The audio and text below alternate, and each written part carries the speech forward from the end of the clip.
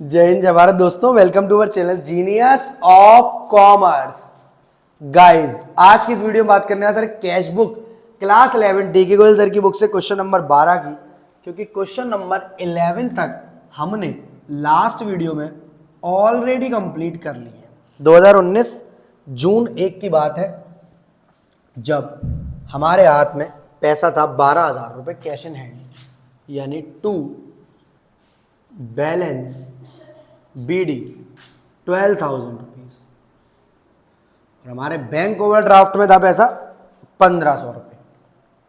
तो 2019 जून 1 by balance BD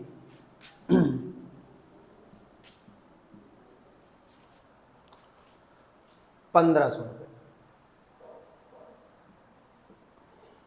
next, deposited into bank 10,000 रुपए। जून 2 को कैश डिपॉजिट किया हमने बैंक में, तो टू कैश अकाउंट, बैंक में जाएगा टू कैश और कैश में जाएगा by bank. Deposit into bank किया यानी 10,000 रुपए हमारे पैसे आ जाएंगे बैंक में। कॉन्ट्रा एंट्री है दोस्तों, ये कौन सी एंट्री है? Contra entry. और सेम डे 2 जून को ही बाय बैंक के नाम से हमारे कैश में कम हो जाएंगे। बाई बैंक के नाम से हमारे कैश में कम हो जाएंगे। Bank account debit to cash journal entry बनेगी। बैंक डेबिट हुआ है जनरल एंट्री में, इसलिए डेबिट साइड आएगा, कैश का नाम लिख दिया। और कैश क्रेडिट हुआ है जनरल एंट्री में, इसलिए हम लोग क्रेडिट साइड आ गए। आगे बढ़ते हैं। Sold goods for cash 28,000 and paid half the proceeds into bank. 2 जून के दिन सामान बेचा हमने टू सेल्स अकाउंट 28,000 रुपीज का, और आधा पैसा बैंक में जमा कर दिया। अगर आप चाहें तो 14 डायरेक्ट लिख सकते हो यहां पर, मतलब सेम डे सामान बेचा, आधा पैसा बैंक में जमा कर दिया। पैसा तो पूरा 28,000 कैश में ही आया है सेल्स का, पर आधा बैंक में जमा करा, तो हम cash account debit to sales entry मारेंगे पहले, और फिर bank account debit to cash. तो अगर ऐसे करना है आपको, तो ये काम आपको करना पड़ेगा। मतलब जिस तरह 14,000 रुपीज अभी इस तरह 10,000 ऊपर अभी जमा हुए, इसी तरह 14,000 दोबारा जमा कर रहे हो आप बाई बैंक के नाम से। कैश में कम कर दोगे और बैंक में बढ़ा दोगे। Contra entry. चलो सी, कॉन्ट्रा एंट्री। सर अगर वैसे कर दे तो बेटा फिर 14 डायरेक्ट कर दे, फिर ना ये एंट्री करने की जरूरत थी ना ये। सर ऐसा भी कर सकते हैं जी, cash account debit, bank account debit to sales, journal entry ऐसे बनाते 14 28, वो भी कर सकते हैं। नेक्स्ट पॉइंट नंबर, नेक्स्ट 3 तारीख को गुड्स परचेज किए 7,000 रुपए मनोज एंड कंपनी से क्रेडिट पर। इसकी कोई भी एंट्री नहीं बनेगी, इसकी कोई भी एंट्री नहीं बनेगी दोस्त। क्यों नहीं बनेगी? क्योंकि यहां नहीं आएगी, जर्नल में बनेगी, यहां नहीं आएगी कैश बुक में। ना कैश डेबिट हो रहा है, ना क्रेडिट, ना बैंक डेबिट हो रहा है, ना credit. Received a money order from Suresh, पहले भी कर चुके हैं, एमओ नाम से था। मनी ऑर्डर का मतलब कुछ नहीं होता, that is amount received from Suresh, यानी cash account debit to Suresh. तो अल्टीमेटली हमारे कैश में बैलेंस बढ़ जाएगा 500 रुपए का, एंट्री हो जाएगी cash account debit to Suresh. Cash debit हो जाएगा, इसलिए डेबिट साइड जाएंगे, सुरेश लिख देंगे। Next, received 2800 from Govind and company, Govind paid 1,000 into bank. Same अभी जैसी है, 2800 रुपए गोविंद से मिले हमें, 2800 मिले हमें गोविंद से कैश में, और उसमें से हमने 1,000 रुपए बैंक में जमा करे। यानी 8 जून को 2 काम हुए। पहले गोविंद से पैसा मिला, cash account debit to Govind, और फिर next entry bank account debit to cash. और फिर सेम चीज कॉन्ट्रा एंट्री है, क्योंकि ये कॉन्ट्रा एंट्री है, तो 8 जून को आपको बाई बैंक लिखना पड़ेगा और कैश में से पैसा 1,000 रुपए कम करना पड़ेगा। बाई कैश लिखना पड़ेगा और 1,000 रुपए कैश में से कम। सर अगर वैसे करते तो सर 1,800 यहां डाल देते, 1,000 यहां डाल देते टू गोविंद के नाम से। तो इस केस में कर सकते हो, जब सेम डे ट्रांजेक्शन हो रहा है तो आप एंट्रीज को काट सकते हो, बट बेस्ट तरीका ये है चीजों को समझने का, समझाने का, कि पैसे गोविंद से आए, cash account debit to Govind 2800, cash 2800 से डेबिट हो रहा है, तुरंत हमें पता चला कि 1,000 रुपए बैंक में जमा करने हैं, क्योंकि सेम डे एंट्री है, इसलिए हम लोग डायरेक्ट कर सकते थे, बट करी नहीं। तो एंट्री बन जाएगी bank account debit to cash, यानी कैश डिपॉजिटेड इनटू बैंक और पेड इनटू बैंक, दोनों का काम एक ही होता है। Next, received a cheque 7600 from Subhash in full settlement of 8000 due from him. एक चेक मिला है 7600 का सुभाष से, बट आप एक लाइन छोड़कर देखोगे 13 तारीख को चेक इन्होंने जमा किया है, तो इसका मतलब 10 तारीख को यहाँ कोई भी एंट्री नहीं बनेगी, ये एंट्री बनेगी 13 तारीख को। ठीक है, ये एंट्री बनेगी आपकी 13 तारीख को टू चेक इन हैंड के नाम से। सर इससे पहले 12 तारीख वाली एंट्री नहीं पढ़ रहे हो, वो भी तो हो सकता है बेटा। वो settle the account of Manoj and company by payment of 6600 half cash half cheque, वो पूरा उधर जाएगी मनोज एंड कंपनी के नाम से।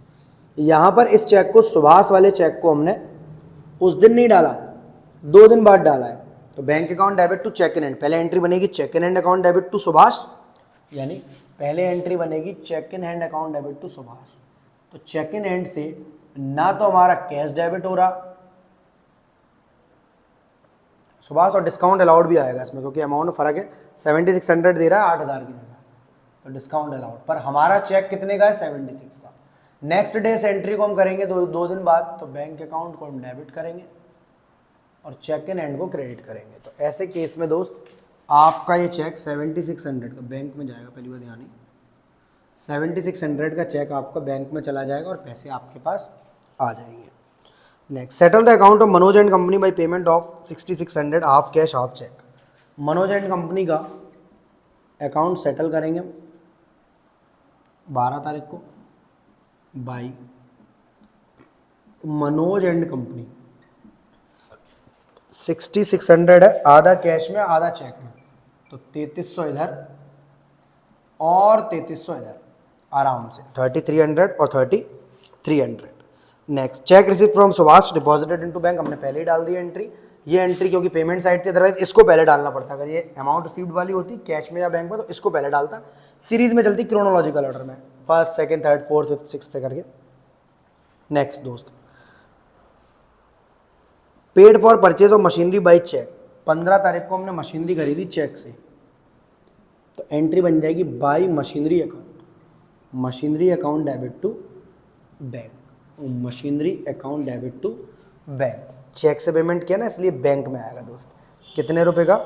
20,000 रुपए की। कितने रुपए की? 20,000।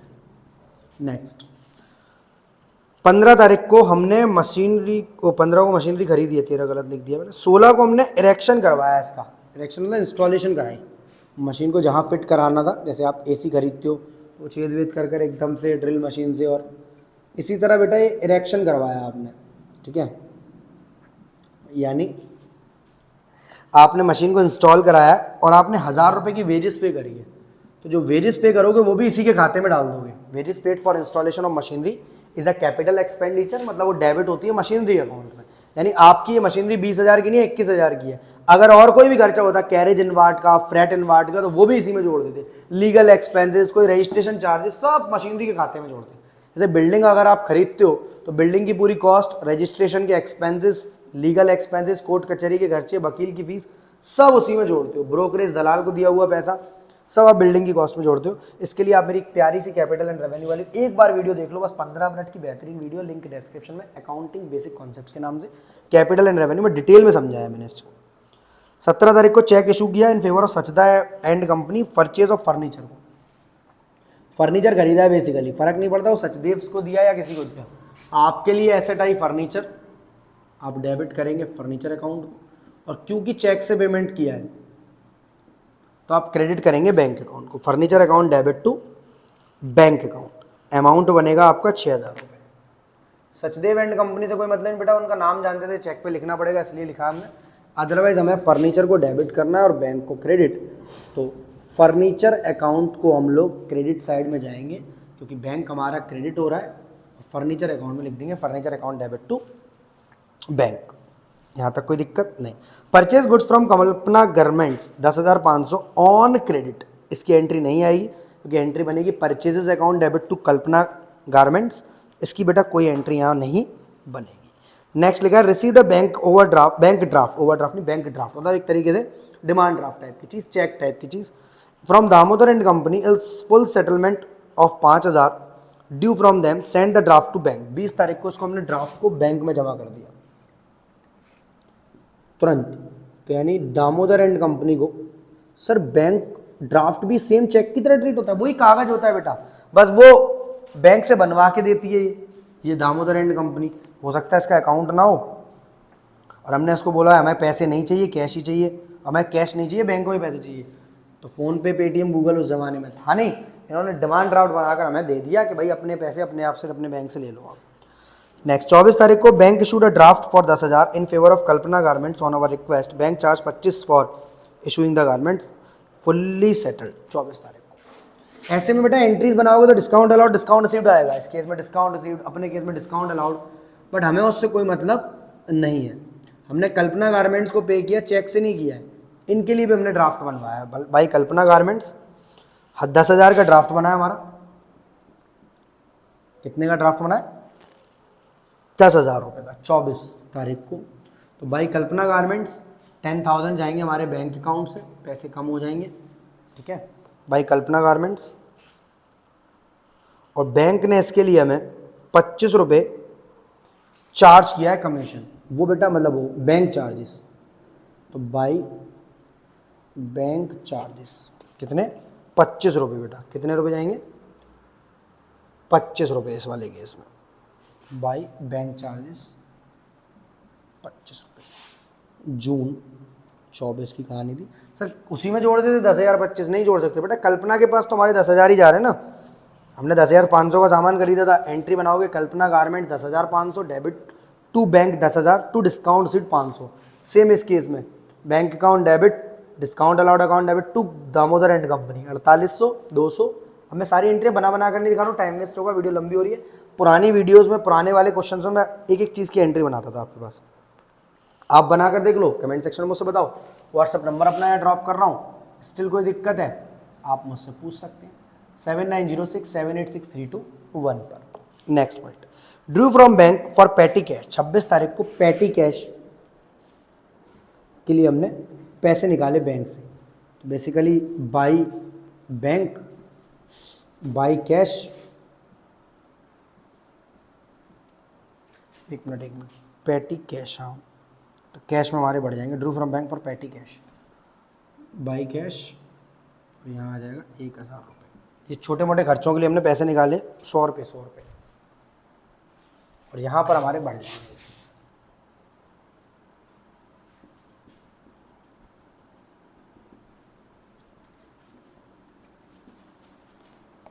Next, salary paid by cheque 6,000,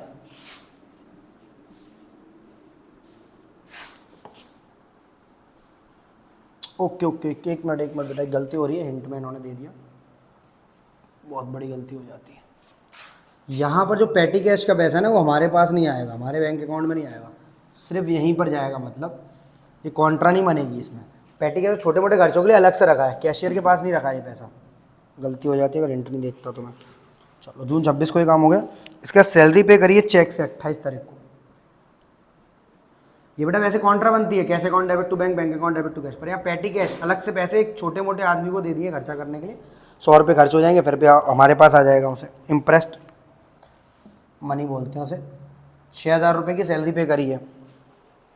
next, bank charges 50, interest 1620 charge by bank, interest अलग नाम से जाएगी और बैंक चार्जेस अलग नाम से, दोनों ही बैंक से काटे जाएंगे, by bank charges account, amount में यहाँ 50 रुपये और यहाँ बाई इंटरेस्ट के नाम से 1620 रुपये, बाई इंटरेस्ट के नाम से। बैंक ने हमारी, हमने कोई लोन वोन ले रखा होगा, ओवरड्राफ्ट का बैलेंस होगा जैसे है स्टार्टिंग के क्वेश्चन में, उसके लिए हमारे 1620 रुपये काट लिए बैंक ने। चलो नेक्स्ट, जून 30 पर आ गए हम लोग, मंथ के एंड पर। Last entry, deposit into the bank entire balance after retaining 4,000 at office, सारा का सारा पैसा जमा कर दिया। पिछले कई क्वेश्चन में आपसे यही चीज पूछ रहा है, मैंने आपको बताया इसका मतलब क्या होता है, इसका मतलब होता है यहाँ बाई बैलेंस सीडी आपको दे रहा है और कितना पैसा जमा करना है ये नहीं बता रहा। तो कुल मिला के यहाँ पैसा तो कुछ ना कुछ जमा हुआ है, by cash account, amount deposit हुआ है, पर कितना हुआ है वो क्वेश्चन मार्क मार देना। और वही कॉन्ट्रा एंट्री आपकी कहाँ जाएगी दोस्त, यहाँ टू, यहाँ आएगा कैश,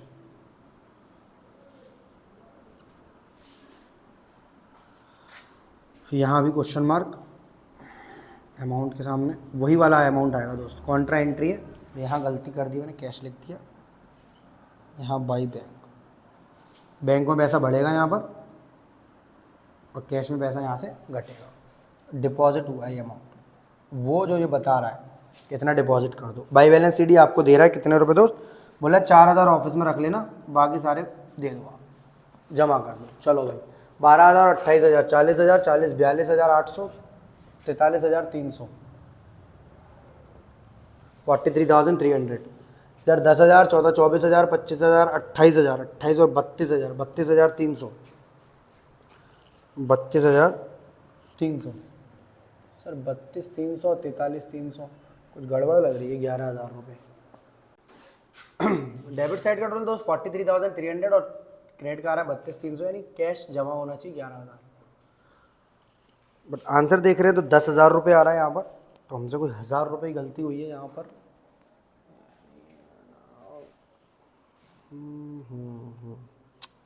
16 तारीख को दोस्त paid wages for the above machinery, ये हमसे गलती हो गई थी कि हमने 20,000 की मशीनरी को बैंक से डाला क्योंकि चेक से क्रेडिट हुई है, चेक से पेमेंट हुआ है, पर ये 1,000 रुपये की मशीनरी जो वेजेस पे करी है आपने, जो मैं समझा रहा था आपको मशीनरी के खाते में ही ऐड होंगे पैसे, वो 1,000 रुपये कैश से पे होंगे। तो अब आप करोगे तो 43,300 में से 33,300 गई 10,000, कि वो नहीं करता मैं तो आंसर भी सही नहीं आता।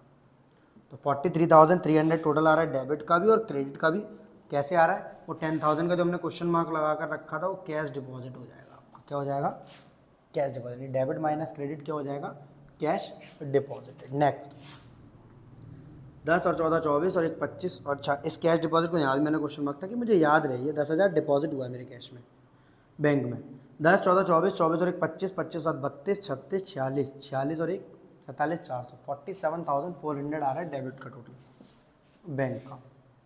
क्रेडिट का टोटल करके देखते हैं।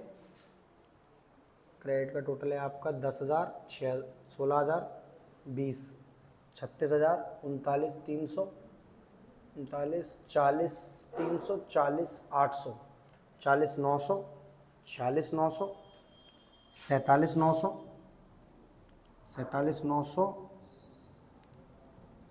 48, 520, 48, 570 और 25, 48, 595, 48, 595, 595, बहुत बढ़िया, 195, 1195। बेटा इधर का टोटल ज़्यादा आ रहा है आपका 48,595, यानी पेमेंट आपकी बैंक ने फिर से ज़्यादा कर दिया जैसे पहले किया था, तो आपको ओवरड्राफ्ट बनाना पड़ेगा बैंक में 1195 का। तो मैंने बोला था बैंक का बैलेंस बाई बैलेंस सीडी भी आ सकता है और टू बैलेंस सीडी भी, पर कैश का बैलेंस हमेशा बाई बैलेंस सीडी ही आएगा, क्योंकि जब तक पैसा आएगा नहीं तब तक पैसा जाएगा नहीं। स्टिल आपको कोई दिक्कत है, व्हाट्सअप नंबर अवेलेबल करा दिया। लास्ट की चीज़ें मैं थोड़ी थोड़ी जल्दी कर देता हूँ क्योंकि मुझे लगता है समझाने में ज़्यादा, कैलकुलेशन में इतना कोई ज़्यादा दिमाग नहीं लगाना चाहिए। कैश बैलेंस वाला हर बार क्वेश्चन पूछ रहा है आपसे कि बैलेंस दे देता है और बचा हुआ पैसा आपको डिपॉजिट करना होता है, कॉन्ट्रा एंट्री मारेगी, बाकी डेबिट माइनस क्रेडिट है, जिस तरफ भी बैलेंसिंग कम आएगी, जिस तरफ का टोटल ज़्यादा आएगा इधर का ज़्यादा, इधर बैलेंसिंग करनी है, इधर का ज़्यादा तो उधर करनी है। ऐसा बैंक के केस में होगा, कैश के केस में कभी नहीं होगा। क्वेश्चन नंबर 12 तक कंप्लीट करेंगे, 13, 14, 15, 16 करने के बाद हमारा ये चैप्टर हो जाएगा समाप्त। फिर मिलेंगे हम अगले chapter GST accounting as well as हमारा सब्सिडरी बुक्स।